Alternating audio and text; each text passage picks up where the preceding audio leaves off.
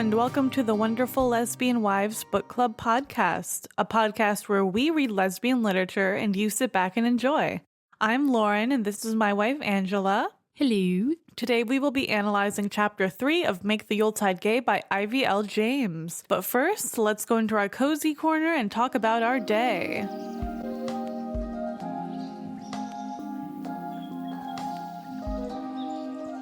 So, how was your week, Angela? It was pretty good. We got to spend some time with friends. We just ate pizza and played video games, so that was pretty fun. But yeah, overall it's been a 10 out of 10 for me. What about you? I think it's been a pretty good time. I did some set painting for the play that I'm stage managing. I went in and mostly just painted the walls beige and brown, painted some bookcases as well.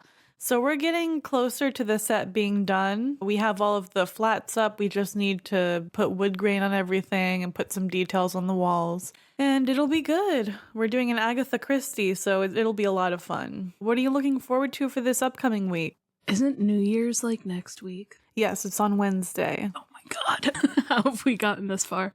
Well, then I guess I'm looking forward to having some time off for New Year's, and one of our local comic book stores is doing a New Year's Day event, and I have the day off, so probably gonna spend too much money on comic books. That is a plan. I think we should do it. Yeah. Only gay comic books, though. Yeah, only the gay ones. The straight ones are boring. I just got this comic book or manga, and it's about this guy who is turned on by sea creatures, and then he also has this marine biologist friend who is more than a friend. They become more than friends. Wink wonk. Yeah, I haven't read it, but it made me laugh, just the premise of it. It's like My Aquarium Wet Dream or something along those lines. Yeah, I read it, and it is surprisingly wholesome for what the premise of it is. It was very cute. So I need to find more comics like that just make me laugh and are also really cute. Yowie baby. Yeah. So what am I looking forward to for next week? I think that I'll enjoy going to see some friends for New Year's. Yeah, it'll be a good time. I don't want to get too wasted because I hate waking up hungover. So I'll just limit myself, I guess. And I think we'll just have a peaceful evening and celebrate 2025. What's it going to bring? I don't know. It could be anything. Our motto should just be 2025, another year alive. That's all we can hope for. We're the McElroys now. How are we taking care of and loving ourselves this week? I bought some comic books. Does that count? Yeah. Treated myself. Yeah. But I used my points and got 20% off, so I'm thrifty. Thrifty. That's good. But yeah. Take some time to yourself and just read those comics. I'll probably read some more comics. That's what I'm going to do. I'll go to the gym. I didn't go to the gym yet, but I'll go tomorrow because I have some time tomorrow. I think that I'll take some time to read some webtoons or some comics online, see what I like. Just take a little relaxing time, make some tea, have a little cozy blanket, play some jazz music in the background or something. I don't know. I like those little Animal Crossing ones on YouTube, where it plays jingle bells and then has a fireplace sound and it plays relaxing music and has little Animal Crossing characters and a video on the screen. But yeah, let's get into Chapter 3. I can't believe the roads aren't clear. What a shame. So as we begin, we see that Nicola is freaking out because the snow hasn't been plowed or salted, and the sun isn't even out yet, so it can't even begin to melt the snow. Nicola says that the conference is tomorrow and she's worried that they're going to miss it, and she couldn't take another day and night there, not with Grace as her roommate. So do you have any thoughts going into this? It's so cute. This chapter is very cute. It's adorable. It really is. This is my favorite chapter so far. It's an adorable chapter. So moving forward, Nicola has some sexy thoughts about Grace. It says, despite herself, Nick aches to run her hands over that bare skin and further up to peel Grace out of those clothes and feel her, all of her, hot and slick, and then it cuts off. She's horny. Yeah. Who isn't these days? I mean, what else can you do in this economy but be horny? There's not a lot of other stuff that doesn't cost money. Unless you're addicted to OnlyFans, in which case being horny does cost a lot of money. But I'm not, so I don't gotta worry about that. Nicola is saying like she has to get out of there. She can't stand to be alone with her thoughts and with Grace. So she heads downstairs for breakfast. She mentions that her hip and spine hurt because she is 38 years young and needs better support in her sleep. She's like, I'm not 8 or 10 years old anymore. I can't just lay on this couch and sleep like that. Well, specifically, let me see if I can find it. She says, you've had worse, get it together, but she wasn't 10 anymore, and maybe 38-year-olds couldn't be dismissed to broken furniture the same way. At least this one actually had its cushions. So I feel like we're starting to get a little bit of, damn, what'd you go through? Oh, damn. I didn't even pick up on that. I just skipped over that. I wasn't even thinking. Yeah. No, At least this one had its cushions. That's so dark. Yeah. So that makes me wonder who was dismissing her to this nasty couch, you know? I think that maybe that's why she focuses so much on her career, because it's her only escape from like an abusive household or something. I haven't read ahead, so I don't know. But I think that's what's going on here. Angela read ahead. I haven't read further ahead than chapter 4, so we're catching up. She gets into it a little bit, but I'm not gonna. A little bit. We'll hear more. We'll hear more. No spoilers. So Nicola goes down for breakfast and Li Hua tells her to get cinnamon rolls before they run out. Because apparently, I mean, honestly, people love cinnamon rolls. No shame in that. Too good for this world, too pure. Who doesn't love a cinnamon roll? And Nicola thinks about her salacious dreams about Grace. Damn, she's so pent up. Like one night with this girl, like not even touching, and you're like, oh, I'm fucking her in my dreams. Yeah, she did talk about having the dirty dream. She said, because Li Hua asks her how she slept, and she talks about how the couch was uncomfortable, and she also had sexy dreams featuring a certain redhead. But she says, but as far as the rest of the world would ever know, she'd never felt more rested. Fine, thanks. Yeah, she's so repressed. Oh my god. Yeah, she can't be honest about anything, can't she? But Li Hua tries to talk about the book that Nicola is reading, but Nicola, for some reason, can't hold a normal conversation. My note was autism. Yeah, we love an autism-coded character. And 1 hour later, Grace heads downstairs because she likes to sleep in. We love a night owl girly. Any notes on that? I feel like we get another little peek into how Nicola can be a little bit playful, and maybe it's part of that her walls are starting to come down around Grace, but when Nick gives Grace the cinnamon roll, she says, thanks for thinking of me, did you have one? And then Nicola kind of smirks at her a little bit and says, I had 2. So I'm like, okay, all right. A little playful banter. She also says that it was an unusual gesture for her to like save a cinnamon roll for another person, or to be nice to another person, I guess, to be thoughtful. Yeah. So, I don't know. I feel like Grace is starting to rub off on her a little bit. Because I feel like before she would, she got defensive about Grace saying that she liked hot chocolate. Now she's like, oh, thanks. That was really unexpectedly nice of you. And Nick just sort of took it. Yeah. So up next, Li Hua pops in and talks about a private ice skating rink that they have. And she also says the roads won't be cleared until noon at the earliest. And we all know it's not going to be cleared at noon. Like, they're stuck in this B&B for a good long while. I'm excited. I don't know. They're going on an ice skating date. Let's go on this date. Ice skating date. I love the ice skating episodes. Yuri on Ice. I've never watched Yuri on Ice, but I heard that's what it's all about. It's not actually a Yuri, which kind of surprised me at first. His name is Yuri. There's 2 Yuris, actually. 2? Or is it Russian? One's a Russian Yuri and one's a Japanese Yuri. So okay. But it's not, it's a yaoi. For real. Yeah. So they both suck at ice skating, which is just like me, for real. I relate to both of them so strongly right here. I don't think I've ever gone ice skating. I've gone skiing, and I am horrible at that. Oh boy. You've never gone ice skating? You would be horrible at it. Like, if it's honestly, no one's good on their first time. Yeah. Like, no one's good at their first try ice skating, unless they're Canadian, I suppose.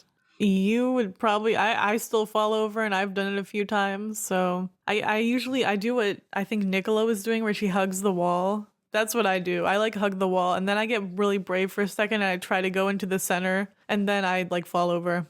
I'm gonna have to wear butt pads when we go. Yeah. Well, as long as I don't fall into my face. That's true. Yeah, wear a helmet. You're gonna be like, damn, double cheeked up on a Tuesday? And I'll be like, these are for my safety, please. Yeah. So Grace at one point tells Nicola, you don't have to impress me. And then she thinks, I already think you're amazing. Ooh, she got cooties. So we can see that I think that Grace herself, like she sees Nicola as like just saying, I think you're amazing. Like that's more than worshiping her for just her body. I think we're starting to see her like actually like Nicola for more than that right now. And they're again, we're getting to see more of that playful side because she's like, oh, you don't have to impress me. And she's like, I'm not trying to impress you. And then she's like, oh, fine, okay, well, I'll go. So it's cute. So Nicola and Grace decide to hold hands for balance. Ooh. Oh, for balance. And then they immediately fall on their asses, which was Grace's fault. It's really cute. Yeah. It's adorable. They're just, well, we gotta hold hands so we can stay up. It's balance reasons. And then they just immediately fall. Immediately fall over. They hold hands again and then they fall, but it's Nicola's fault this time. They mentioned falling like 5 more times. They fall a lot. They just are tumbling the whole time. Even though I suck at skating, I do not fall nearly as much as these people. And then Grace starts counting how many times she's fallen and they're like, my maximum was 13 in 1 hour. Same. Yeah. So Grace at one point gets confident like me when I go ice skating and she starts going really fast. And then she can't stop herself and she slams into Nicola. Oh, their bodies are all pressed together. Wow.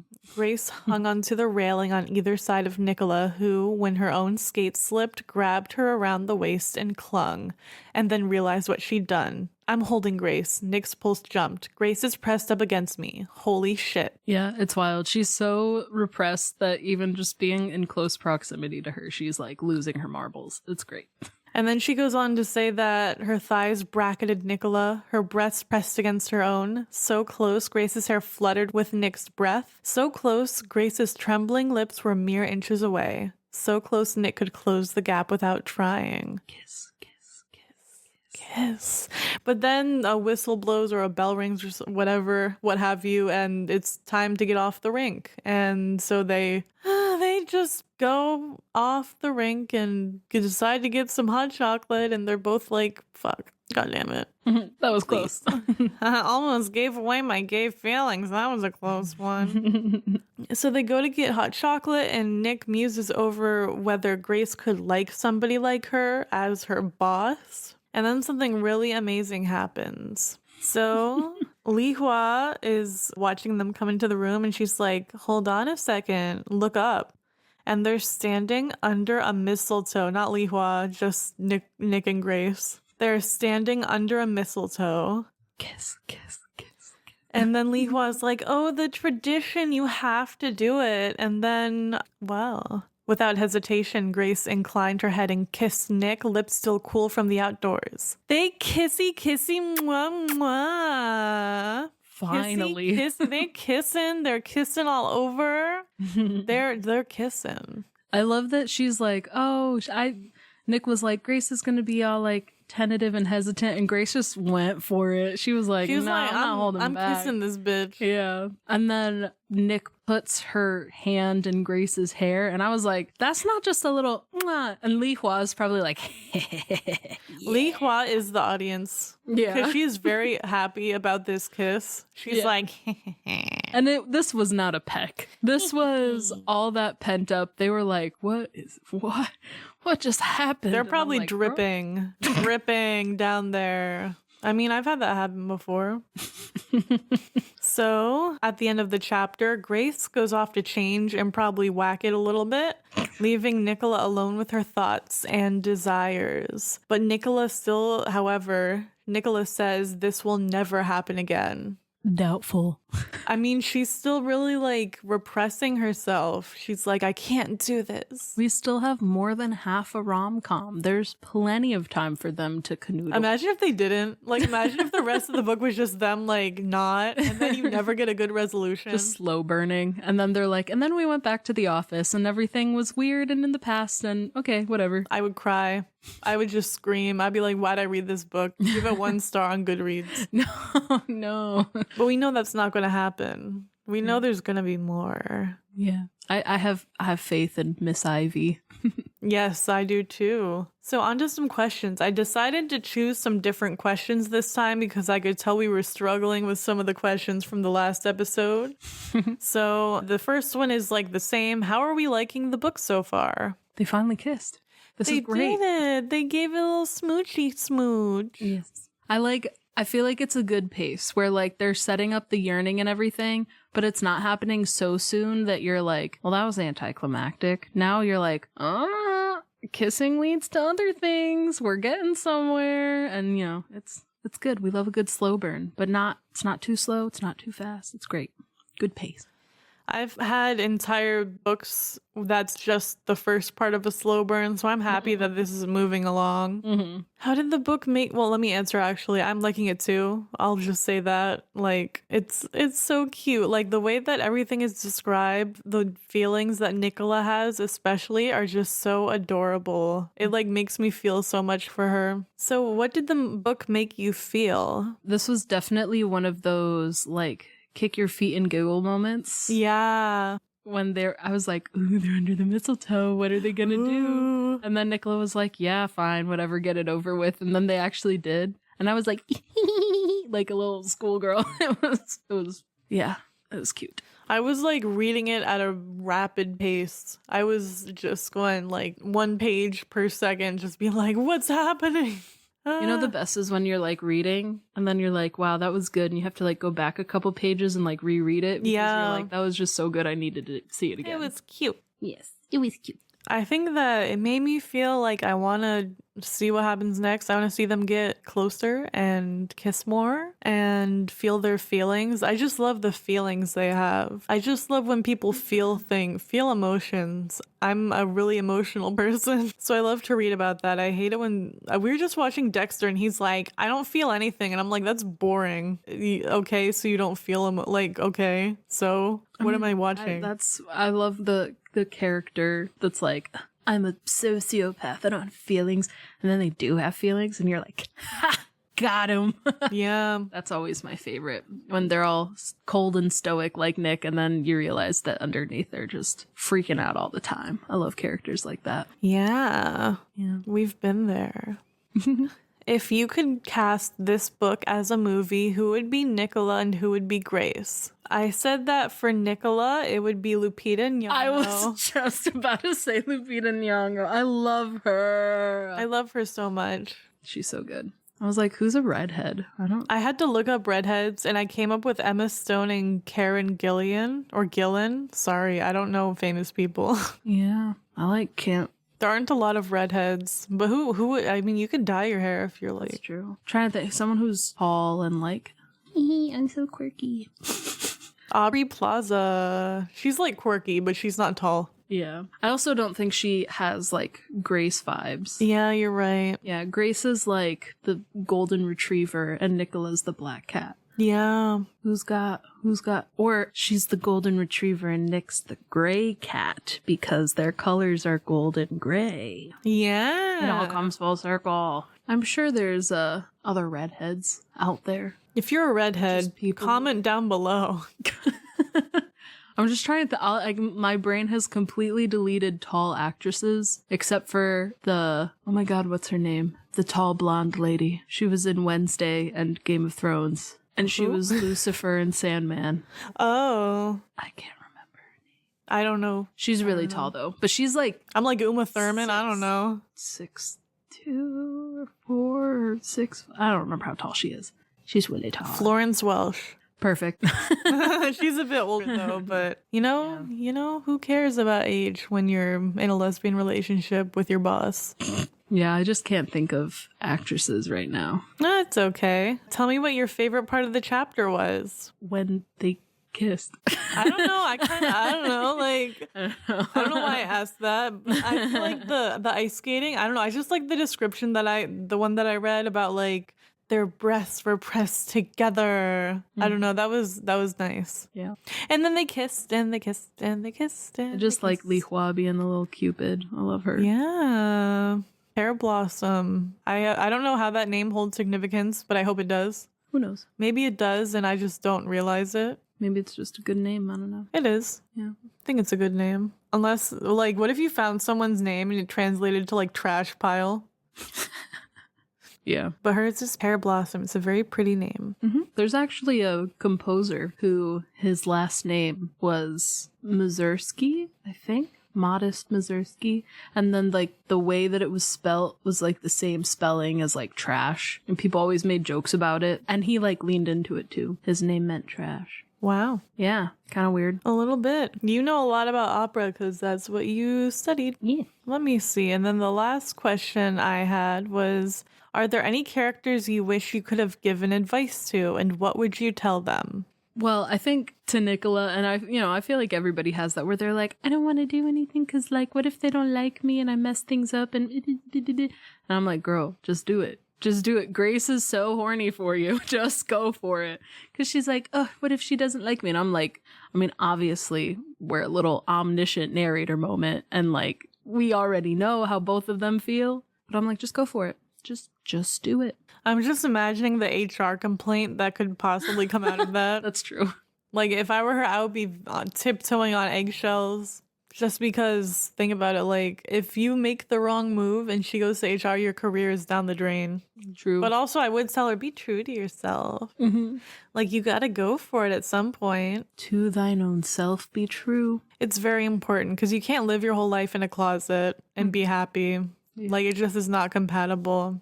I feel like with Nick, it's not even that she's in the closet. Like, she's just so suppressed. She's like, I don't get love. Like, that's not a thing that's for me. She can't even, like, imagine herself being in a situation like that where somebody could care about her. That's really sad. I've been there, though. Yeah. Anyways, that's too sad to talk about on our lighthearted little podcast. Yeah. it's okay. Just be a little gay. It's fine. Hold Just your be a hand. lot gay. Just, you know, Start scissoring. just finger her a little. It's fine. Okay, so I just think they should kiss and then kiss lower and lower and lower until they find the clit. Yeah. Where's Waldo? But where's the clit? Where in the world is the clit? Yeah. Clitman, San Diego. Yeah. Yeah. Okay, so any other thoughts about this chapter, or what do you think is going to happen next? Well, you know, don't you? I do. I know what happens in the next chapter. Ugh, you read ahead. Sorry. I think what's going to happen next is we'll get to hear more about Nicola's backstory because, like, it's building up to that because we can tell, like, oh, there's the romance, but she has some, like, little secrets. She has some little things that she won't even think about. Like, we don't even know as the audience because she refuses to, like, put it all out there and, like, go into it. But I think she might break down soon and be like, when I was a kid, I was abused by my parents or the orphanage leader or whatever. Trauma dump. If you're trauma dumping, you're like, if you're gay, you're gonna trauma dump to your new friend. Like, I feel like gay people do that a lot. Yeah. It's It's just a form of bonding. It's a rite of passage to just trauma dump everything to someone you just met Yeah. 2 weeks ago Yeah. and only had like one full conversation with. Yeah. Yeah, that's gonna be so. I love angst. I love drama and trauma in these books. Yeah. Just a little bit of something. Just a little bit. Yeah. Just a sprinkle. Yeah. I don't want to hear like I was locked in a darkened room, like Krona's backstory from Soul Eater. I don't want to hear that right now. Yeah. It's too much. Mhm. But this is probably going to be just the right amount, I think. I would say so. Yeah. Yeah. Any last words before I kill you? My name is Inigo Montoya. I don't remember his whole name. You killed my father. Montoya. Prepare to die.